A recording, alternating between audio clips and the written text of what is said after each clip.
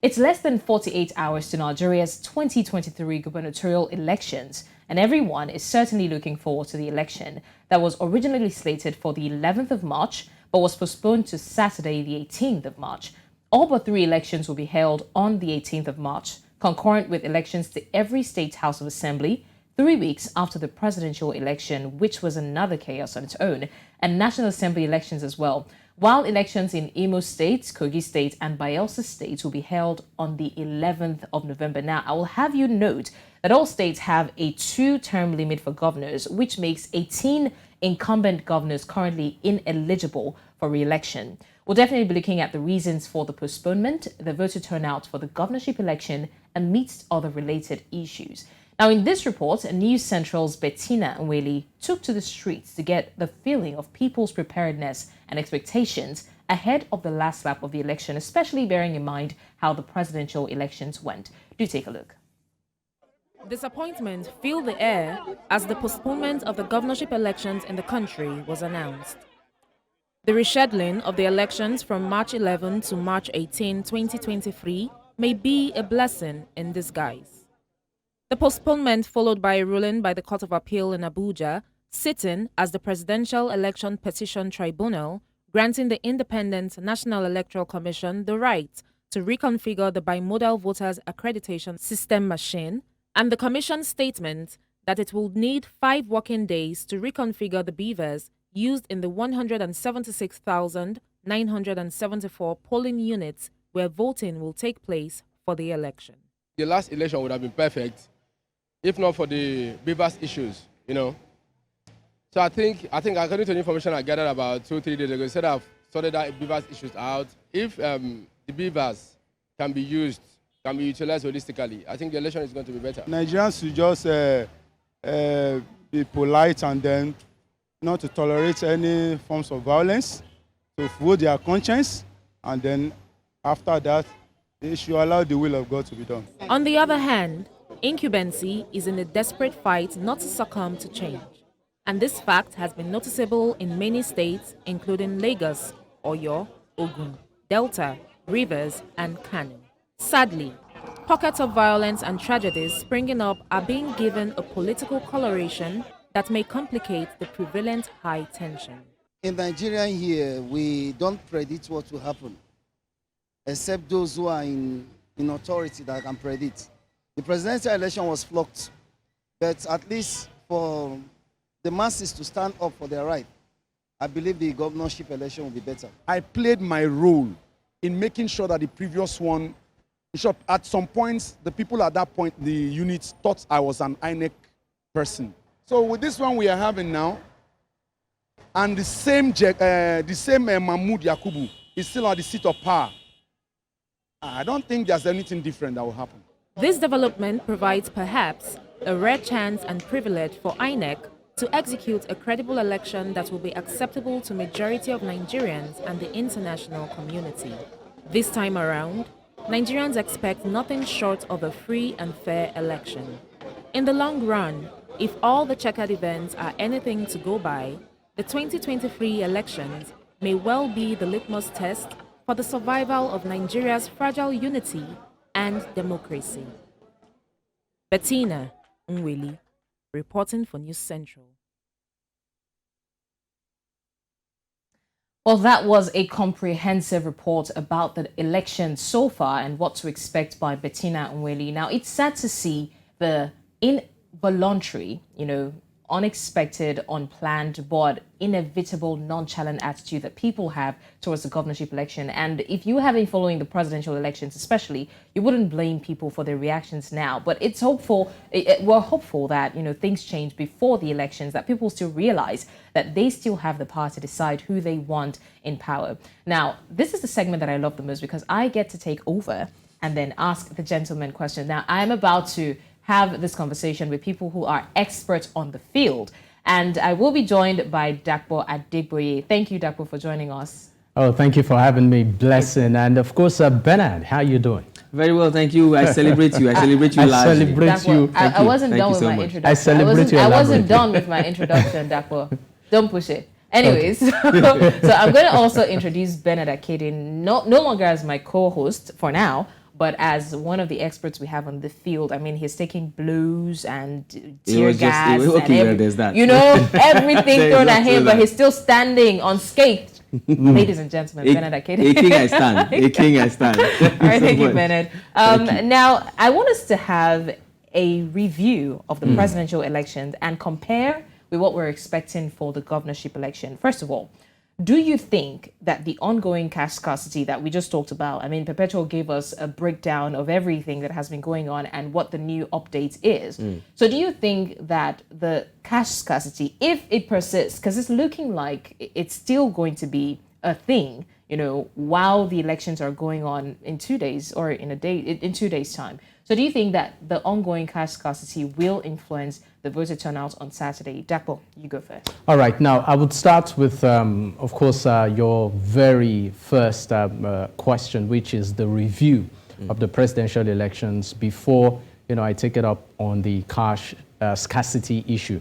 Now, I mean, the previously conducted presidential elections, maybe in the words of one of the candidates, I would just borrow, stood out to be one of the most, well, I say, talked about and maybe controversial elections in Nigeria's history. I'm talking about recent history. In spite of the fact that the elections, you know, happened, it came with a lot of challenges. Now, before the election, the umpire, which is INEC, assured Nigerians that it will be hitch-free in terms of transmission of results, and of course the introduction of a new technology, which is the BVAS. And of course, I remember, I think about 2 days before the election, they assured Nigerians that they will not move the date and that everything was set. Now, part of the challenges that we saw in the presidential elections is that in some polling units, the elections did not start on time, right? And of course, that had a fallout as regards the time when some polling units that started late, you know, concluded their elections. We saw some polling units counting votes into late into the night. Some even had to, residents in that area had to organize some sort of, will I call it lights. Some put on the lamps of their cars just for them to be able to conduct all of that. Aside that, we also saw pockets of violence in some places. And I think, you know, the ultimate challenge that was also witnessed in the presidential election has to do with the transmission of results, which till now is still an issue, even in court, right? I mean, the promise that the INEC gave to Nigerians then was that it was going to be electronic to a very large extent. You vote, instead of having to do the manual collation, everything just goes up to a server that is protected, right? And then in real time, or something close, the results would come out. But at the end of the day, you know, we saw the results again being manually collated.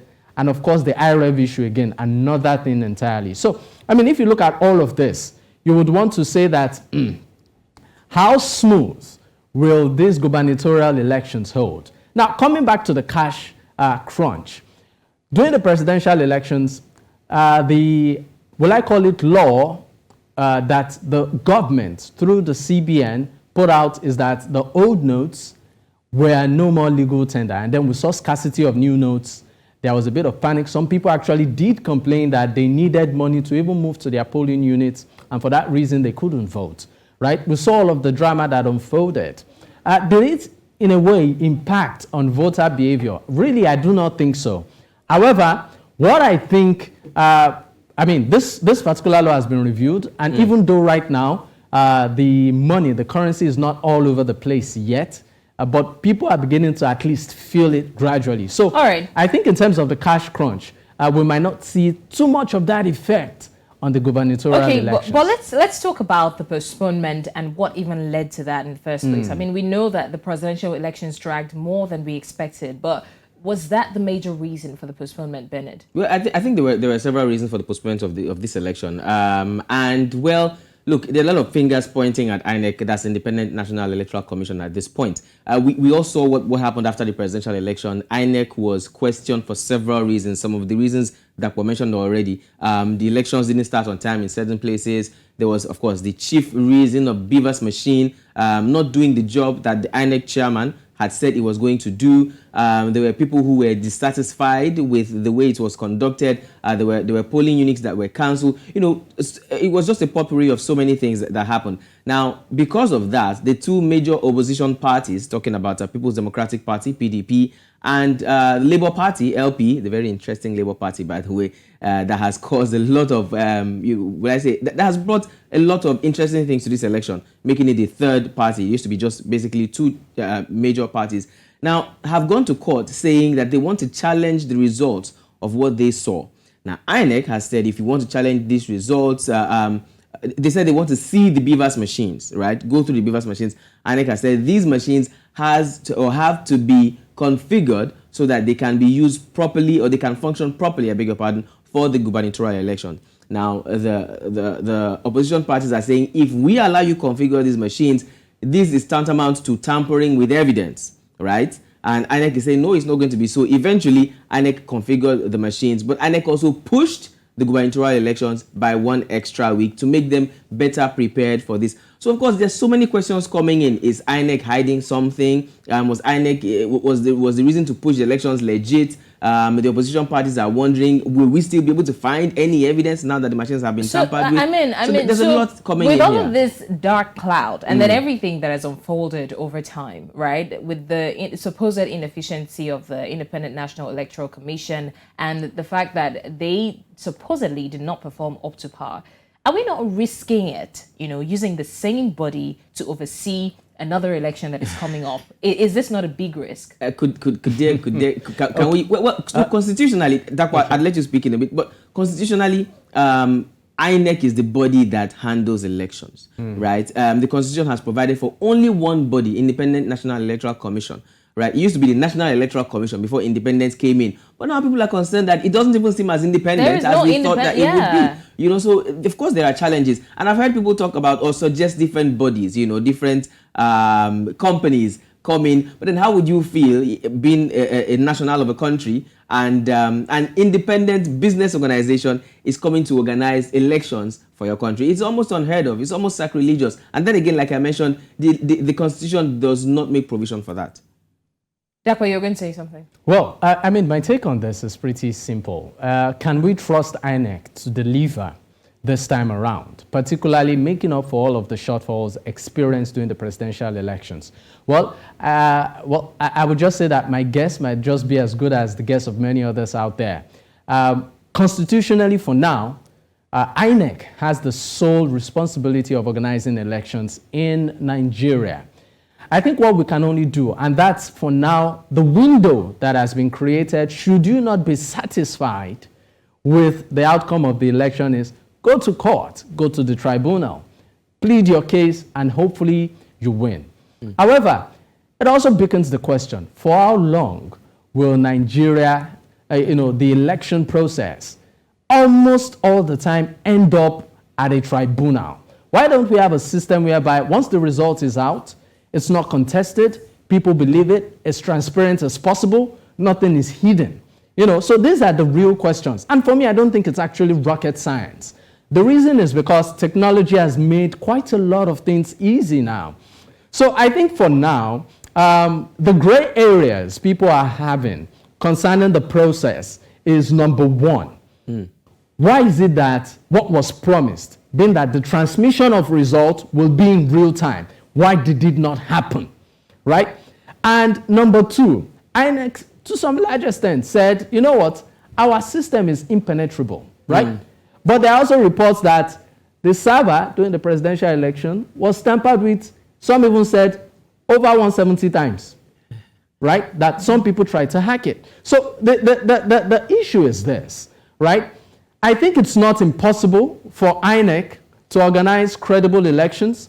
However, it takes willpower, number one, and also the determination to actually do what is needed. Even though some might contest that it's not, the very best election, we knew when Jega was there, right? That's the former INEC chairman. Former INEC chairman, yes. Right? The man was able to stand his ground in spite of the pressure at that time to ensure that he delivered an election that Nigerians, at least majority of Nigerians, were satisfied with. So I think it's not impossible for INEC to do what it needs to do. It just requires willpower and, of course, leadership knowing doing what they ought to do. Before Blessings comes in, there were a few things. Now, well, you have just hailed Atahiru Jega, the former INEC chairman, like he was a superhero that solved everything. I won't say he was a superhero because some people still contest it. Let's also not forget that the last elections, they're talking about the one in 2019, yes, I believe. No, in 2015, that brought Muhammadu Buhari into